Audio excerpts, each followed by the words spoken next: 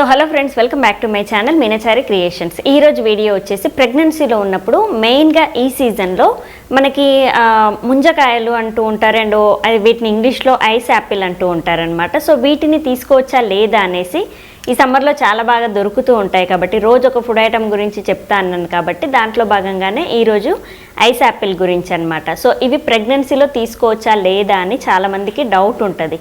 So ఆ doubt అనేది already last year కూడా నేను వీడియో అనేది షేర్ చేశాను. సో ఈ ఇయర్ కూడా చెప్దాము అనేసి మీ ముందుకైతే వచ్చాను.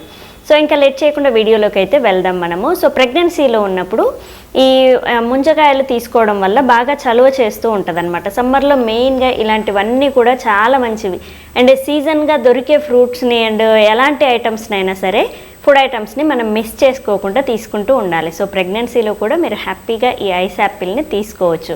దీంట్లో ఫైబర్ ఎక్కువ ఉంటుంది అండ్ విటమిన్స్ మినరల్స్ అన్నీ ఎక్కువగా ఉంటాయి అండ్ లో క్యాలరీ ఫుడ్ అనమాట, ఫ్రూట్ అనమాట ఇది.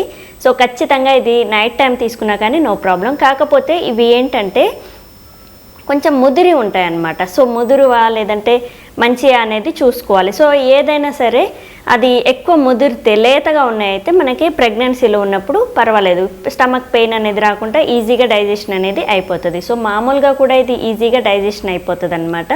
కాకపోతే ముదిరింది ఎక్కువ రోజులు నిలవ ఉన్నది ఆ ఫ్రూట్ని మనం తీసుకుంటే మాత్రం అరగక డైజెషన్ ప్రాబ్లం వచ్చి కొంచెం స్టమక్ పెయిన్ అనేది వస్తుంది. నార్మల్ పీపుల్స్కే ఇది తీసుకుంటే కొంచెం కడుపు నొప్పి వస్తుంది అనమాట ముదిరింది తీసుకుంటే. సో అదొక్కటే చూసి తీసుకోండి.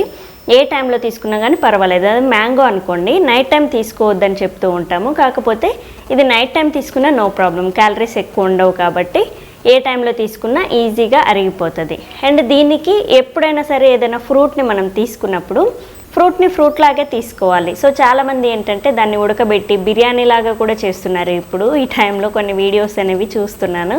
సో అది వాళ్ళ సైడ్ చేస్తారేమో, కానీ మనము ఏదైనా సరే ఫ్రూట్ని అయితే వెజిటేబుల్స్ని ఉడకబెట్టవచ్చు కానీ ఫ్రూట్స్ని మాత్రం ఉడకబెట్టకుండా ఎలా ఉందో అలా తీసుకోవడం చాలా మంచిదన్నమాట.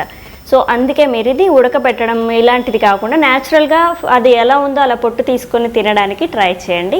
అప్పుడప్పుడు కొంచెం కట్ చేసుకొని పీసెస్ లాగా వేసుకొని అయినా తినొచ్చు, కానీ దాన్ని ఉడకబెట్టడం లాంటివి చేయకుండా మీరు ఎన్నైనా తీసుకోవచ్చు. ఒక 4 కంటే ఎక్కువ తినలేరు. సో మీకు ఇంకా ఇబ్బంది కాకుండా కడుపు నొప్పి ఏమన్నా వస్తే మాత్రం ఒక్కొక్కటి తగ్గించండి. ఎక్కువ తీసుకున్నప్పుడు స్టమక్ పెయిన్ లాగా వస్తే కొంచెం క్వాంటిటీ తగ్గించి తీసుకోవడం చాలా మంచిది.